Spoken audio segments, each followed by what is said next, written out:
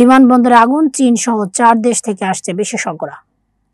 ঢাকার হযরত শাহজালাল আন্তর্জাতিক বিমানবন্দরে কার্গো ভিলেজে অগ্নিকাণ্ডের ঘটনায় কোনো অব্যবস্থাপনা ছিল কিনা তার খতিয়ে দেখতে 4টি দেশ থেকে বিশেষজ্ঞ আনা হচ্ছে। দেশ 4টি হলো যুক্তরাজ্য, অস্ট্রেলিয়া, চীন ও তুরস্ক। অন্তর্বর্তী সরকারের স্বরাষ্ট্র উপদেষ্টা লেফটেন্যান্ট জেনারেল অবসরপ্রাপ্ত মোহাম্মদ জাহাঙ্গীর আলম চৌধুরী আজ শনিবার সকালে এ তথ্য জানান।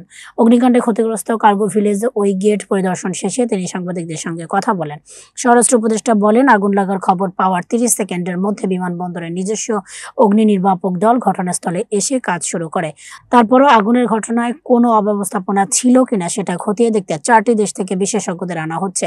স্বরাষ্ট্র উপদেষ্টা সাংবাদিকদের জানান, প্রবাসী শ্রমিকদের পাসপোর্ট ফি কমানোর বিষয়টি নিয়ে আলোচনা হয়েছে। গত শনিবার 18 অক্টোবর বেলা 2:30টার দিকে বিমানবন্দরের কার্গো ভিলেজে কমপ্লেক্সে ভয়াবহ অগ্নিকাণ্ডের ঘটনা ঘটে। 13টি ফায়ার স্টেশনের 37টি ইউনিটের প্রায় 6.5 ঘন্টার চেষ্টায় আগুন নিয়ন্ত্রণে আনা হয়। এ সময় উড়োজাহাজ চলাচল বন্ধ থাকে। আগুন নেভাতে গিয়ে আনসার বাহিনীর 25 সদস্য সহ মোট 35 জন আহত হয়েছে বলে জানা গেছে।